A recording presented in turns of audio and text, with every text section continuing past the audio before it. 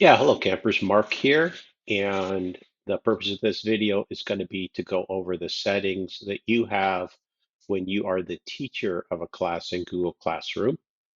So I'm going to start by going to a Google Classroom. This is the one that we're in for this year, and go to settings up here. And then Paul and I are the teachers for this class. When you're a student in a class, you don't have these settings, but so just to differentiate that. The first is the class code. So you can have codes turned on or off. So obviously, if I didn't want the class code to display, I could turn it off. You have an invite link that you can copy and paste. So if there was any sort of characters in this class code that I thought might be ambiguous, I can reset it. And now I have a new class code. Next thing I want to talk about is the stream. This is the most liberal setting that students can post and comment. That's what we'll have turned on during this class. Um, the next one is that students can only comment. Teacher wouldn't be able to comment in that particular scenario. And then the most restrictive is that only teachers can post and comment. So depending upon your audience, if you have an audience that you know might um, be apt to abuse this, you may want to have the stream set to only the teacher can post and comment, or like in our class where we want discussions to be ongoing, then we'll have it set to students can post and comment. The next setting I want to talk about is the grading calculation. We will have this set to no overall grade at all, because this is a class for enrichment and not one that um, we would want to have grades for. You can also do grades by total points, or if you are a middle school teacher or high school teacher, you may want to have grades in your Google Classroom weighted by category.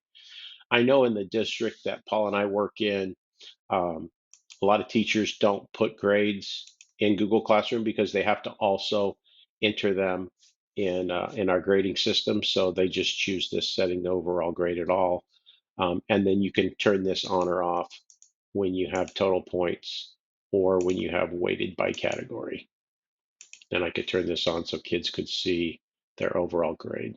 You could also add grade categories, homework, tests, those kinds of things, and then uh, that would tie into the weighted by category.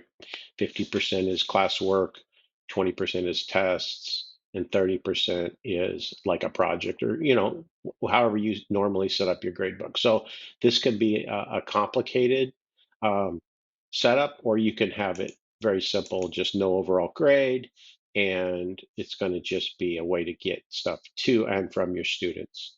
So those are some of the settings, some of the pros and cons of them, and those are what you have control over in Google Classroom.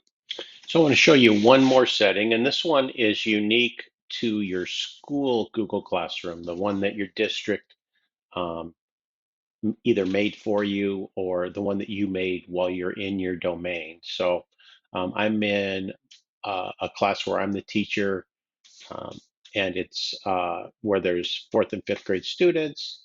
So you get to the settings the same way, but this you'll only see this Guardian summaries.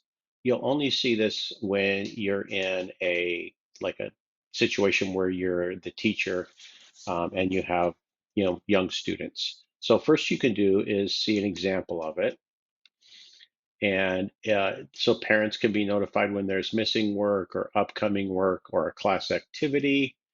They get an email, and then it's opt-in. So it starts by the teacher sending an email to the parent, and then they can either opt into that or not.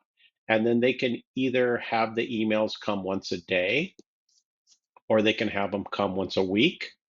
And then once that first email is sent, then if once a day is too much, the parents can change it to once a week.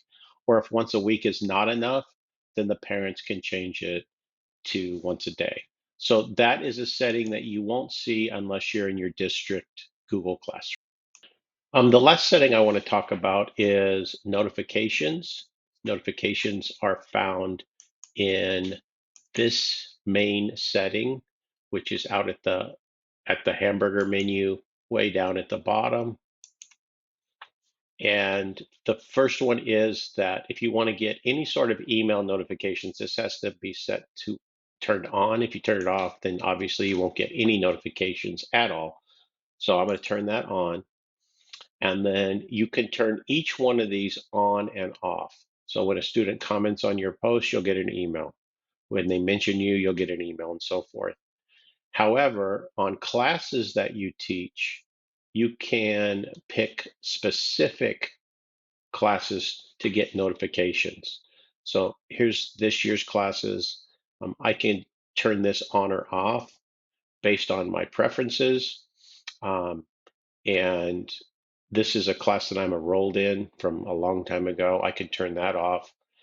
As a student, you do have some notifications that you can turn off. So if I don't want to get notifications from last year's class, 2022, I could turn that off. But I do want to get notifications from you guys this year, then I would leave that on. And then you can turn these on and off based on what your preferences are.